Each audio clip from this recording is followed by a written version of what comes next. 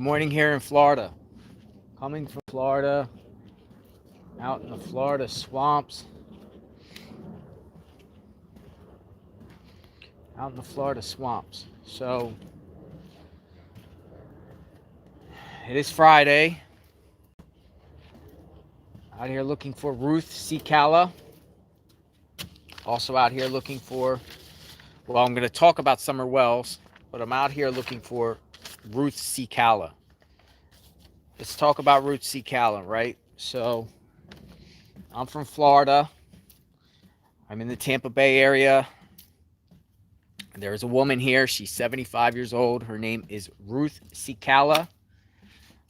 First name is actually Edie Ruth Cecala.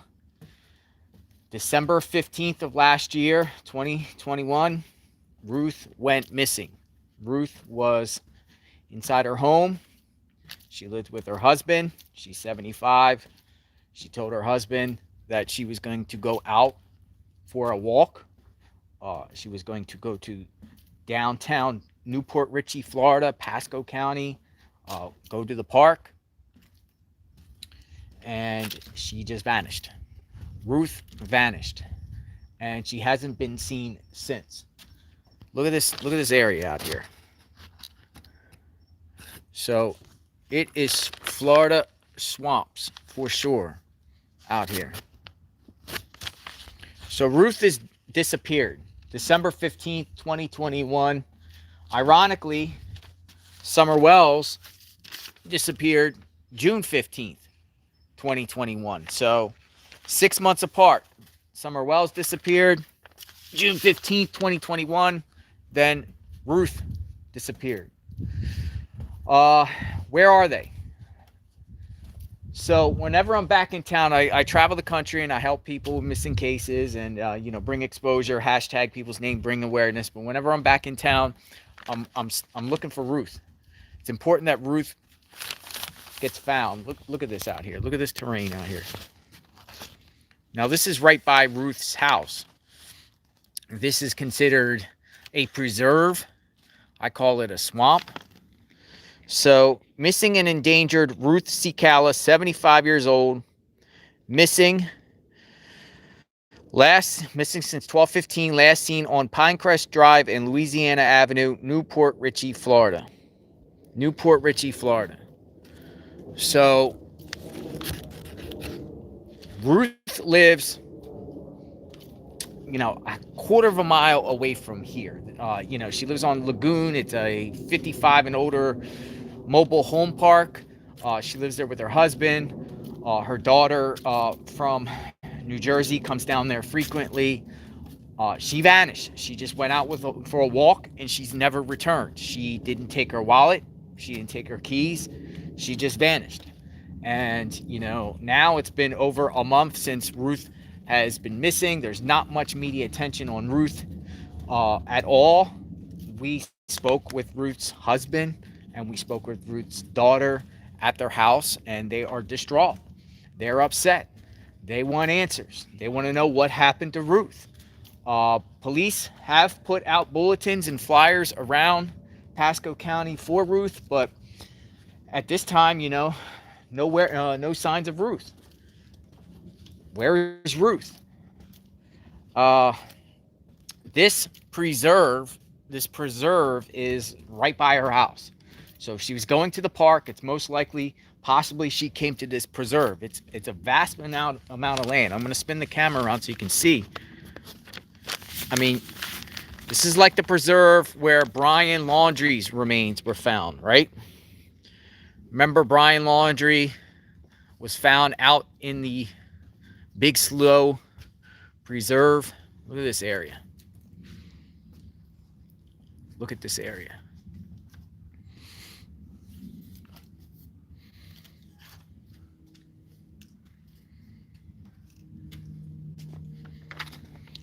So where is Ruth? And then, of course, we all know Summer Wells. On the Summer Wells case, where's Summer Wells? What happened to Summer Wells? Is she out there in the wooded terrain of her area? Rogersville, Tennessee, Beach Creek, Hawkins County. So these are the two cases I'm on right now, Summer Wells and Ruth Cecala. And like I said, every time I'm back in Florida, I look around for Ruth. You know, I've been doing it for 3 weeks now. When she was last seen, when she went out, she was wearing a white shirt, gray capri pants, sandals, gray sandals, and a gray baseball cap. So you can see over here, it turns into the waters. It's very dangerous to go, you know, just into these swamp areas by just walking into it, because, you know, there's a lot of, you can see a lot of water, probably rattlesnakes, of course, alligators. Look, a squirrel.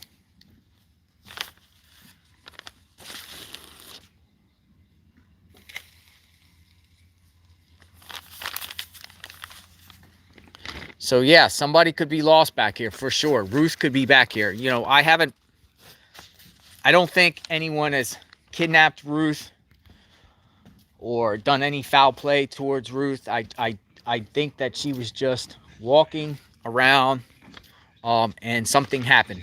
Hi, how you guys doing? Have you guys seen Ruth at all? No, I'm sorry. Have you heard? She's a local resident. She hasn't been seen since December 15th. She lives around the corner. She's missing. So we're out there trying to bring awareness, try to look, trying to find her. But if you see her, please, yeah, contact police if you see her. Okay. All right, thank you. Thank you for praying. Thank you. So yeah, we let the public know while they walk about Ruth and share her flyer and her picture. So you can go off. There is, you know, trails, but it's not wise to go off the trails. I'm just going to stay on the trail. But, you know, what I'm looking for with Ruth is what she wore that day she went missing. You know, a white top, gray capri pants, sandals, baseball cap. So I'm looking, like, when you look, I'm looking, you know, for any articles of clothing. And remember, people, when Brian Laundrie, from the time Brian Laundrie went missing to when his remains were found, it was only like a 5-week difference. And we all know that Brian Laundrie's was like down to bone, like because of the humidity in Florida, the sun during the day, it just evaporates a body more quickly. So it was just his basically bones. So, you know, hoping for optimistic for Ruth. But yeah, I'm looking for remains. Honestly, I'm looking for remains at this point. You know, look at this, Florida swamp. It's the Florida swamp. It's like the preserve. But yeah, Ruth, and we got Summer Wells, and you know, I'm not out here looking for Summer Wells. I'm just keeping her name in the, you know, spotlight. Paying attention to her case. Summer's life mattered. You know, my opinion, Don and Candace know what happened to her. They're the key. You know, hopefully they get charged or held accountable and they confess to what they did with Summer. I don't believe there was a kidnapping in the Summer Wells case. I don't believe, you know, somebody took her, or, you know, the family of Don and Candace Wells conspired with anyone to give Summer away. I don't believe that Summer is involved in, you know, subject to human trafficking, you know, sex exploitation, anything like that. You know, I believe the sole people responsible for Summer Wells is Candace Bly and Don Wells. I feel they're involved. You know, their track record is very suspect and shady, you know, and I just want to touch on some people, you know, that criticized me, you know, for calling Don out for his criminal record, you know, because I have a criminal record. Yes, I do have a criminal record. I have a criminal record for fraud, federal record 20 years ago, you know, nonviolent crime. I think there's a lot difference between my criminal record and Don Wells, where he gets arrested almost every year for the last 40 years. I mean, Don Wells has at least 15 mugshots, been arrested in multiple states, you know, for all types of, you know, felonies and crazy crimes, and he continues to be arrested. He continues to, you know, evade the law and violate probations and not whatnot. So yeah, I do think that's relevant to Summer Wells. I do think it's relevant to his pattern and his behavior. I do think it's relevant that Candace Wells had histories of child abuse in Wisconsin, and her shenanigans and her arrest in Wisconsin, the constant CPS and DCS going to their home for numerous problems with them and their children. I do think all that's relevant in reference to Summer. It's their behavior, it's the nature and characteristics, of an individual. Summer's children, all her life have been taken from her. She can't manage her own children. She's an incompetent person that can't, no child should be alone with Candace Wells, so it does matter. It does matter, the recklessness, the endangerment, the, people coming forward saying that Candace gave alcohol and drugs to children. A former co-worker of Don Wells, Dudley Ajon, told us on record that he's seen Don Wells give his one son marijuana while they were at the job site.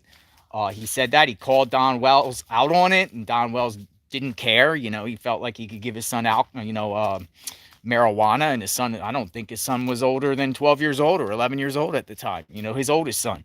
So, that's a problem. That's a problem when you hear people talk about Don Wells showering with Summer Wells naked. I think it's a problem when you hear people say they saw Don Wells and Candace sleeping with Summer naked. That's a problem. That's sick. And no adult should act that way with their child. So I'm grateful and glad that DCS has stepped in and finally did some work and took the boys and put them out of a dangerous situation. I know Don Wells likes to spin it and say, oh yeah, my boys were taken away for their safety because of people coming around the house. No, it wasn't because of that. It was because DCS took action and took those boys away. And I don't believe the boys will ever go back to that home again. And I hope not. And they probably don't want to come back. I mean, who would want to go back to the Wells home? I mean, the house is a dump. It's trash all over the place. I mean, I saw it firsthand. You can see it firsthand yourself. Go to the Wells house, Ben Hill Road, 110, and see for yourself all the trash and litter and garbage all over their hill of their property. You could see it from Beach Creek. You can see all the old rusted cars. You can see the school bus up there. You hear the horror stories. The neighbors have told us they heard screams coming out of that house on a continuous basis. I've heard horror stories from former friends of Don and Candace saying that the boys would fall off their dirt bikes or get burnt from the oven and whatnot. And, Candace and Don wouldn't take them to the hospital. I'm going to go this way. Wouldn't take them to the hospital. So, there is a lot of problems with Don and Candace Wells, the way they, manage children. A lot of times they're probably doing drugs on the compound and just letting the boys in summer wander off and do what their own thing. No parental watching or whatnot. It's sick. It's sad. And, of course, Summer Wells is missing. So let's talk back to Ruth. I'm going to spin this around to show you this area for the people that just jumped on. This is the Florida swamps, right? This is called a preserve. Florida is made up of a lot of this, outside the towns. It's just, a lot of palm trees and thick brush and swampland. Ruth. So people that just jumped on, Ruth lives right near here. She vanished. So my hunch is that Ruth is in here somewhere, and hopefully we can find her and bring closure for her family. I can say that a member of our team has contacted Ruth's daughter recently, and they're still optimistic that she's alive. And I don't want to be a Debbie Downer and say, hey, she's not alive, but I just have this weird feeling that she's back here, in the preserve. Where else could a 75-year-old woman, she's 4'11", 150 pounds, 140 pounds, somewhere in that range, where else would a woman that just goes out, says she wants to go to a park, where else would she be when she vanished now, and it's been over a month? It's been like 5 weeks since she's been missing. Where's Ruth? Hopefully what we're going to try to do, our next steps of what we're going to try to do is get like an organized search and come back here in the preserve and kind of lock arms and go, knock out every inch of this preserve. It's big. It's big. It goes back. I'm going to take you on the trail shortly. I'm walking down this like wooden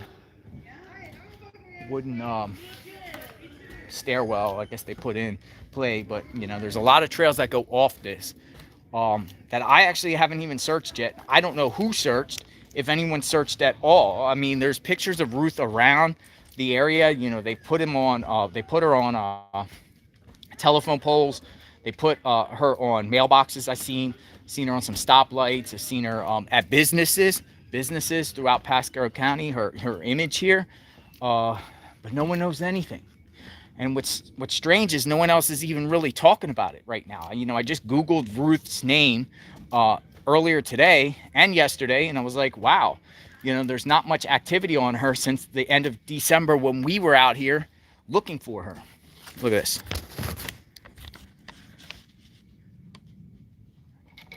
It's a squirrel.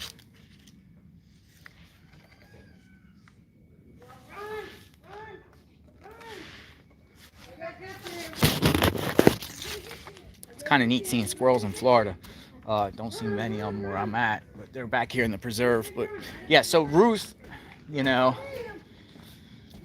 she could have had she was on some medications. The daughter said she had medications. She could have possibly had an adverse reaction to some of her medications, and then just kind of wandered off and maybe became delusional, and then maybe the medications affected her health, and maybe she passed out.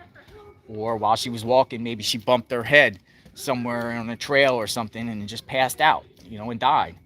Doubt somebody kidnapped her. Doubt that there's foul play. There is a river around here. It's called the Cote River. We were searching around the banks of it about 2-3 weeks ago. Probably do it again. At this time, I'm looking for articles of clothing on Ruth. Articles of clothing on Ruth. But, if anyone out there is in the Tampa Bay area that follows me and stuff like that, get a hold of me. We'll try to do some sort of search for her. We'll try to put something together more organized. The more people, the more bodies, the better. We can comb this area really, really good. Wish I had a drone. My drone connect is not from here. But if I had a drone, I would take a drone up above the preserve and then kind of take the drone up above the preserve and then kind of just show it in the area and zoom down so I can maybe see possibly any articles of clothing or anything like that higher up that you can't see from the ground. Those drone things are pretty neat. So grateful for that kind of technology out there, with the drone work, whatnot. They were doing the same thing on the Brian Laundrie case when they were putting a drone up above the laundries when they were back of their house gardening, which was interesting. Funny how they were gardening after we would leave their house after protesting, but that's another story. But let me go. So these, the land back here. See, I only want to go so far. One, because there's a lot of prickers. It could be poison ivy. And is it possible Ruth is back here? I really think it is. I really think it is because, I did a Google map. She lives in a mobile home park kind of deal for elderly people, 55 or older, and for 55 and older. And, it's a big area there, but this preserve here, this vast amount of land of preserve is right attached to her house, and it just goes back. It goes back these trails. You see these trails. It just goes back. So she could have very well wandered off, and I'm sure and I hope that authorities in the initial stages, look for her back here. It doesn't. Since she's not found, it doesn't hurt to keep going and looking, right? my gut tells me Ruth is a mile from her home somewhere. She has to be somewhere nearby. It's just improbable that someone snatched her or did something bad. I mean, who would want to do something bad to a 75-year-old woman? And she just recently, she's a cancer survivor too, that I was told too. So she had some health problems. She was on medications. She didn't get out of her house much. According to her daughter, she was more of like a homebody, and she would stay in the house. I think during the last year of the COVID, she stayed in the house a lot.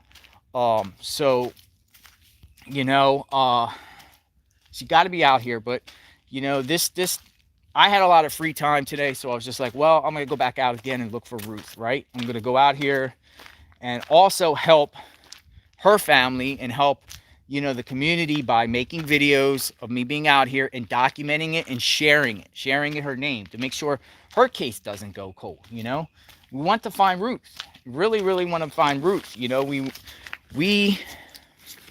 Bullhorn Betty was out here with me. Caribbean Kool-Aid, who was another local who's great.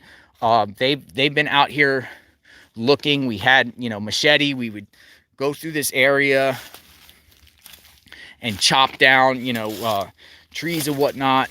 I'm not gonna go too far in, but what I'm doing is I'm going, and then I am looking, you know, for any clothing, like looking for like any spotting, trying to spot any type of clothing on the ground. So Ruth was wearing a white shirt, gray baseball cap, gray capri pants, and sandals. So I'm really centered around looking for a white shirt when I'm looking in here, you know, because it's been 5 weeks. So say she is back here, then she's pretty much like her remains would pretty much be like Brian Laundrie's, just bones. But the clothing should be there. The clothing should be there.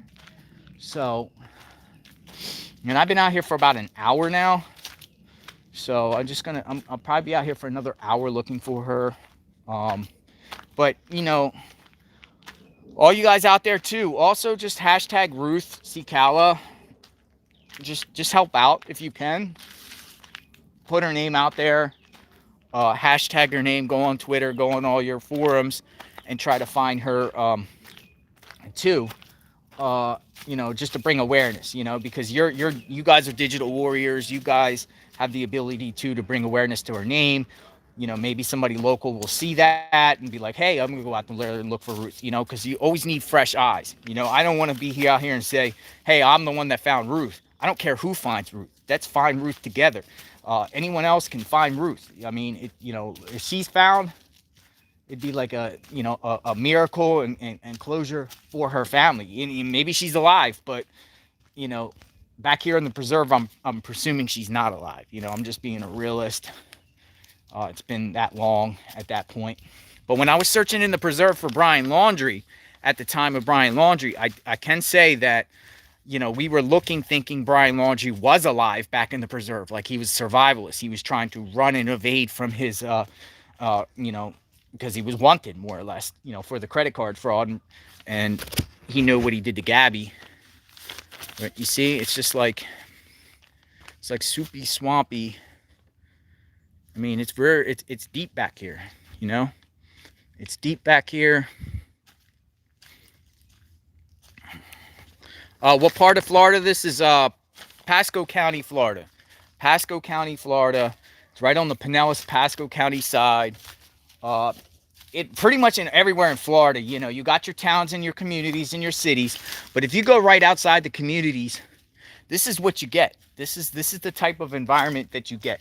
Florida is known for, you know, Florida's known for the palm trees and just the swamp and the mugginess area. I'm gonna flip it around so you can kind of see. But you understand, there's people that just come back here and just walk. There's people that like nature, that come back here and, you know, they go through.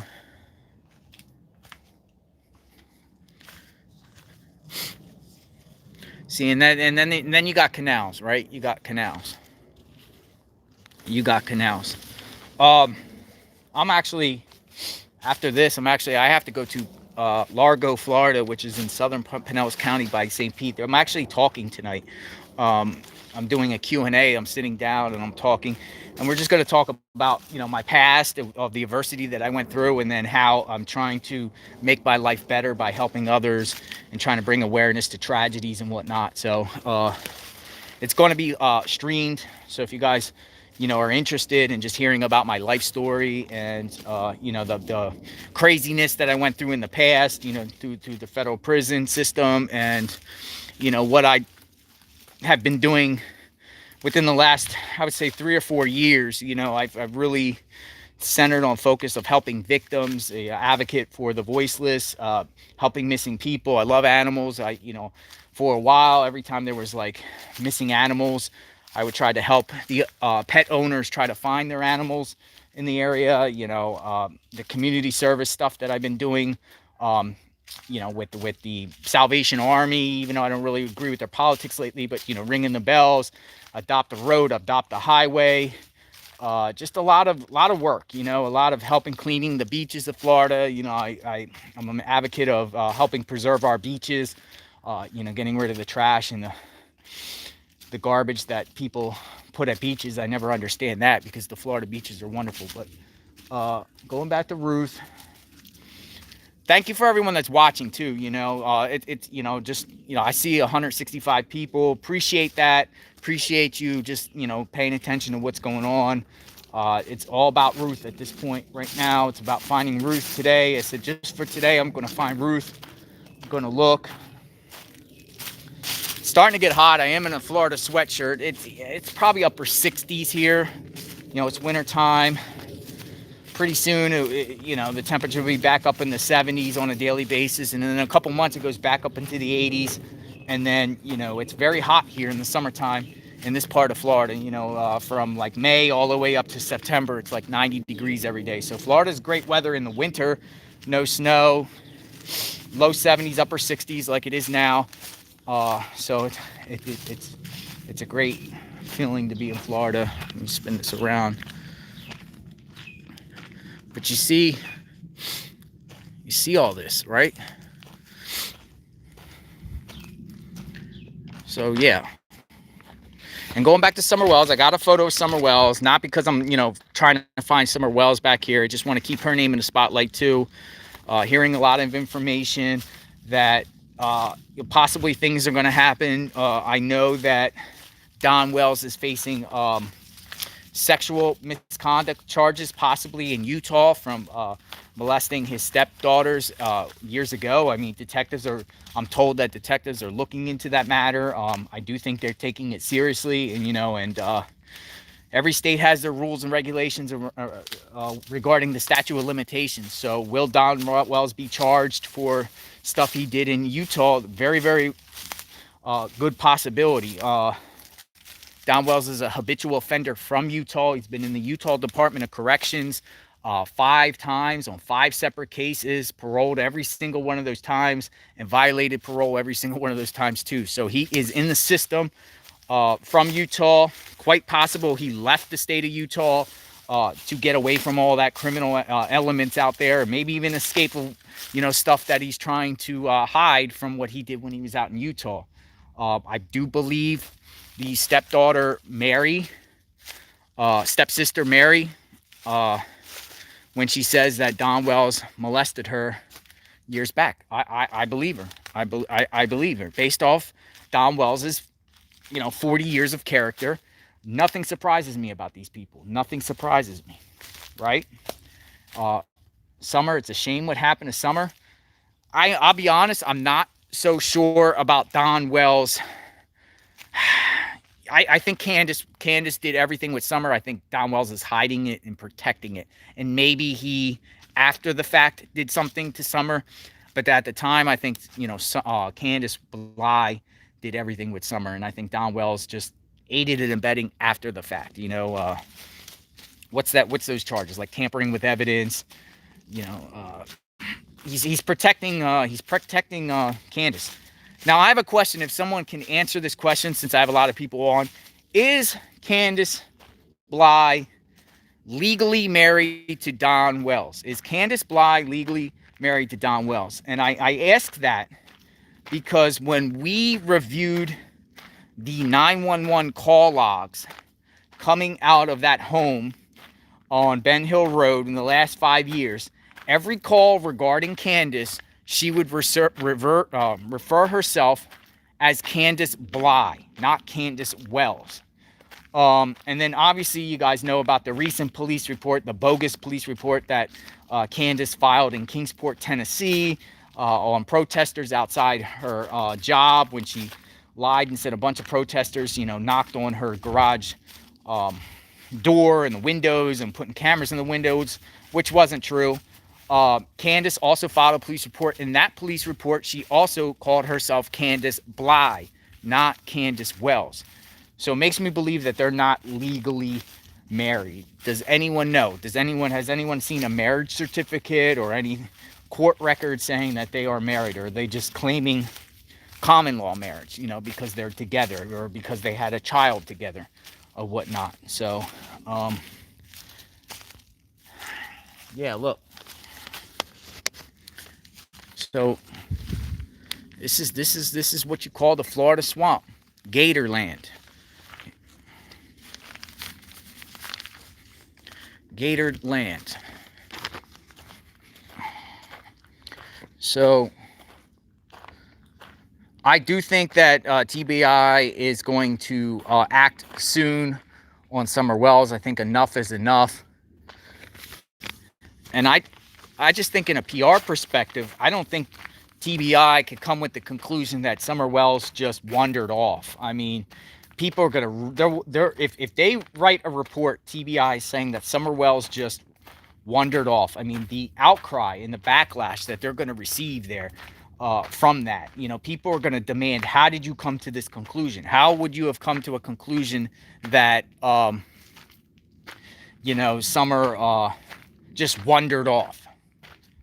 Somebody asked me on a thread, JLR, you got a real job, get a real job. Actually, I do have a job. One, I write stories, right? So I do get paid. I work for Original Media Group. It's called YC News. Look it up. I am the national correspondent for that agency. I do a lot of things, not just with missing people, but politics and other social issues, prison reform, and different types of stories that I've written. I've written over 500 articles for them. So go to my site there, www.ycnews.com. Check out my bio. I've written 500 articles. So yeah, I have a job doing that. Number two, I also do investments, and I have a stock portfolio. I engage in the stock market on a daily basis. Most of the time, my days are busy between 9 a.m. and 10 a.m. by doing the stocks, and then periodically through the day, I check my stocks, do that pretty good. And then I also manage rental properties, right? So I have a few rental properties, manage them, have tenants, go through that process. And then I do my activism here. So yeah, I do have a job. I work very hard. I pay my taxes. I live in a nice house alone with a cat. So, I'm doing productive things. I live responsibly. I don't drink, do drugs. I live within my means, stay active on a daily basis, work out, eat right. So I'm just answering a question when someone presented, JLO, get a real job. Actually, I do have a real job, and I'm very successful at what I do. It pays my bills. I have a couple vehicles. I have a motorcycle, scooter, have a pool. I live on a lake. I worked hard to earn what I'm doing, but I'm trying to strive and be better, right? So we can improve ourselves, right? We can all improve ourselves and always do better. I'm not satisfied. I'm hungry. I want to do more. I want to help people more. I want to try to be proactive on a daily basis. Makes me feel good. I go to sleep at night. I pray. These are some of the attributes that I do, and I'm very grateful and proud of it. God has put me through a lot, and I have trust in God, and just keep doing the good deeds and good work. Now look, see, I'm gonna flip this around again, but this is a big body of water here. It's just,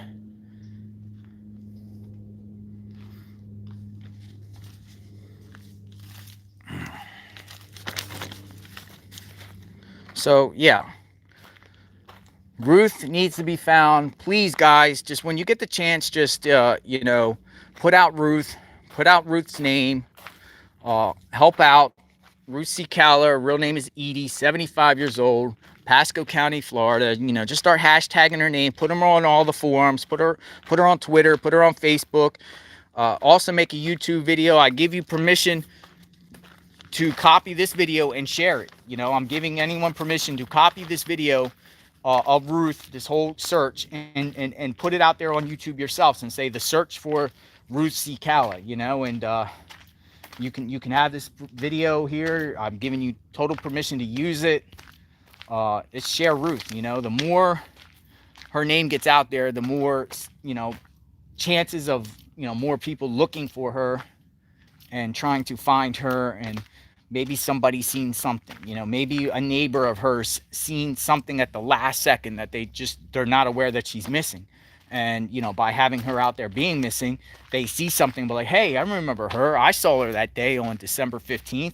She, you know, stepped in, she went this way and she walked, I seen her walking down this road. Or I seen her, you know, step into a car. Or I seen her walk through the woods, or, you know, something. You know, somebody had to see something. And it's just like with Summer Wells, you know.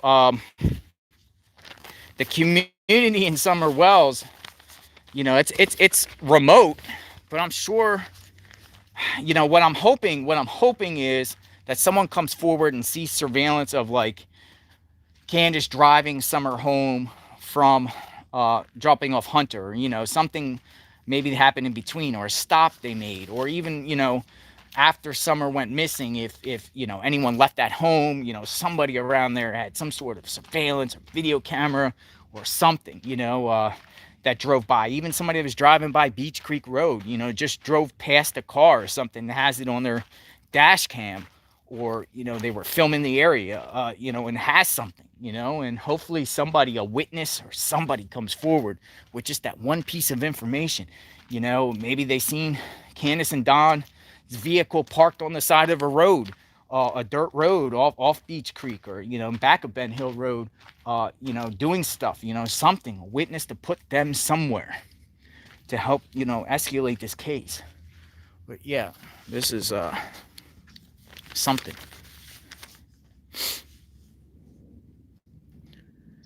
So,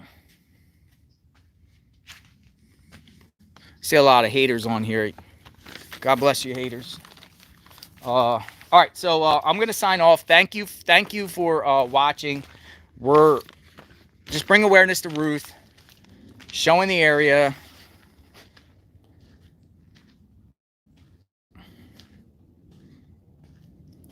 Thank you guys for supporting Ruth. Really appreciate it. Really appreciate supporting Ruth. You know, she needs to be found. There got to be, you know, something we can do to help find Ruth. It's hard at the same time talking to you guys while looking, but I keep, like, you know, my head keeps turning to the left, but over to the left here, you know, you see water. Now, one more thing. Now the question, it makes me wonder sometimes, you know, with her being back here, is it possible that like an alligator or a crocodile literally like snatched Ruth and dragged her into the water, and she's never going to be seen again? I mean, there is alligators around here. Do we hear alligator attacks where they attack humans? I mean, she wasn't that tall. She's 4'11", 140 pounds. I mean, could an alligator or crocodile snatch her and then put her in there? I mean, it remains a mystery. I mean, you know, she has to be somewhere. I mean, she could have stumbled over here on any of these trails and just stumbled along the waterway, and then alligators and crocodiles that are in there. And believe me, they're in there. They're in there. It's not the area. That's not the area that you want to swim in or even step in, for real. I mean, there's water snakes. There's there's turtles. There's all types of like gecko type of creatures. Alligators for sure, crocodiles. I don't know either or, you know, if it's fresh water or if it's brackish water, because actually the waterway connects to the Gulf of Mexico, which is probably about 2 or 3 miles to the west of here. So this could be considered brackish water, and brackish water, you can have crocodiles or alligators, either or. back here. Also giving you guys kind of like a view of what's going on like in Florida. This is the land. This is the land in Florida. Like, you know, you have trails that just lead up to different waterways, you know, and you do see like mosquitoes, and it's you know, kind of still water, but you could see it moving. Not enough for a current to like take a body, right? So if Ruth, just say Ruth was here and she stumbled and she fell in, I mean, it's not like she's just going to go downstream. It's the current is not enough. Unless it was raining at the time or something, there's some sort of like heavy rains that was pushing the water that way.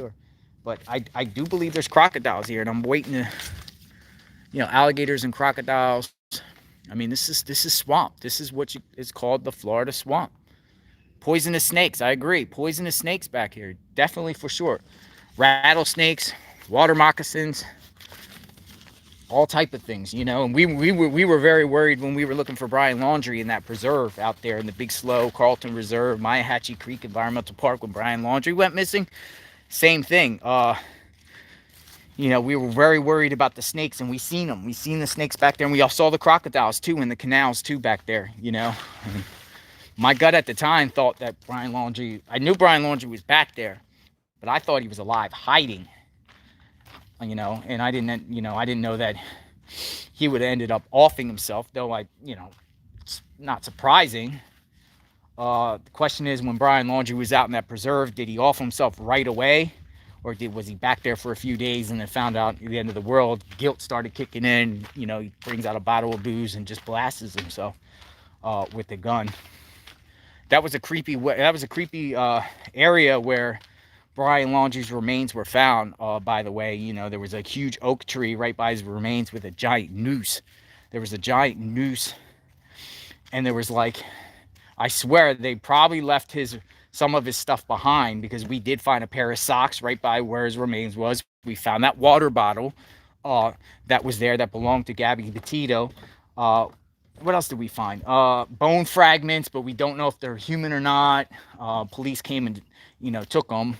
Very well could have been deer. But the whole area stunk. It stunk like fish. It was weird. Look at this.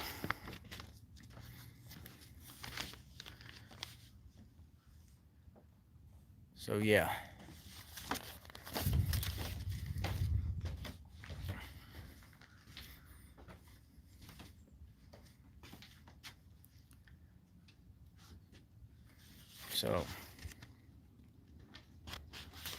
So one more time for the people that just jumped on. I see people jumping on and off. 75-year-old Ruth Cecala, first name Edie, E-A-D-Y, went missing on December 15th. Went for a walk, left her home on Lagoon Avenue, which is in a mobile home park for 55-year-old senior citizens. Went out of her house, went for a walk, told her husband that she was going to go for a walk to the park, nearby park, which very well could have been here. This is called the Earl Grey Preserve, which is right by her house. She was last seen by a witness walking around the area of Pinecrest and Louisiana Avenue, which is about 2 blocks from her house, and hasn't been seen since. So, you know, today is January 21st, in that range. So you're talking now it's been 6 weeks now, or 5 weeks since Ruth Cecala went missing. Where is she? Coincidentally, she went missing 6 months after Summer Wells went missing. You know, Summer Wells went missing on June 15th. Ruth Cecala went missing on December 15th. Ruth is out there. Let's bring closure for our family. I wanted to show you guys the swamp. Next week we're trying to initiate a bigger search. We're trying to get a bigger search going where we can get, you know, more people so we can lock arms and then just like tear this place up looking for her, because I do believe that Ruth is back here somewhere in this preserve, which is right by her house where she lives. I mean, there's pretty much, it's very populated area, a lot of homes and trees, and not a lot of trees, but just a lot of homes nearby and yards. I just can't see her back there, but I do see her possibly being back here somewhere, as you guys see, somewhere back here. So, all right, guys. So appreciate it. Thank you very much. Let's keep Ruth's name in the spotlight, and Summer Wells too. Summer Wells too. Summer's life mattered. Summer Wells' life matters. So thanks for viewing, and let's help find Ruth. Keep an eye on my channel. I'll just keep posting more updates. We're working on some more missing cases coming up. Oh, Kylan Schulte, Crystal Turner out of Utah. It's very important to keep hashtagging their names, right? So Kylan Schulte, Crystal Turner from Utah, were murdered around the 14th of August. They were up camping in the LaSalle Mountains, about 8,000 feet up. They were camping, and someone killed them. Someone killed both of them. Was it one person that killed them, or was it some suspects? Their families are distraught. Sean Paul Schulte, your father, and their side of the family, Kylan's family from Montana, they're just devastated. They want answers. They've hired a PI that's working with them pro bono. Jason Jensen, PI Jason Jensen, great guy, communicated with them multiple times. He's working very hard with the leads that they're getting. We provided them leads and persons of interest, shady individuals that we've came across, because we went out to Moab, Utah too ourselves, and we were out there for a week talking to co-workers, friends, associates, just people that talked, and they've given us names of shady and suspected creepy type of people. We've given all those names to Sean Paul Schulte and Jason Jensen. They said they forwarded those names to the Grand County Sheriff White, who is investigating this case, and hopefully, they can get some forensics and find out who did it. They said they have persons of interest. They released a statement yesterday, the Grand County Sheriff, saying, one, Brian Laundrie and Gabby Petito are not involved with those murders, because we all know that there was a nearby connection where all of them crossed paths. They're not involved. They also said that no sexual assault was involved with their case, and they have persons of interest, and our team also communicates with Beverly, mother of Crystal Turner, and Crystal Turner's side of the family in Arkansas. They're also seeking justice. They want answers. They're devastated. So let's do everything we can to help find Kylan Schulte, Crystal Turner, murders on their case, find out who's responsible, bring them to justice. People just can't get away with these things, right? Can't get away with these things. These people there's just sick people out there in this world that would just do bad things to people like that. I mean, it's just disgusting, and I'm a supporter of the death penalty. So I'll tell you what, the people responsible for Kylan Schulte, Crystal Turner's murders, death penalty for sure. And I think Utah, where they're from, has the firing squad. Death penalty all the way on that case. That's just disgusting, evil, inhumane. It's the people responsible. Hopefully they get justice soon. And then with Summer Wells' case, right? Tennessee is also a death penalty state. If the people responsible for what they did to Summer Wells, death penalty, right? Death penalty, hold them responsible. Death penalty for the people that did the bad things to Summer Wells, for sure. So justice for all victims of crime. Justice for all victims of crime. So out here, this is called the Earl Gray Earl Preserve, Pasco County, Florida. God bless everyone. Stay safe. Stay safe. All right? God bless.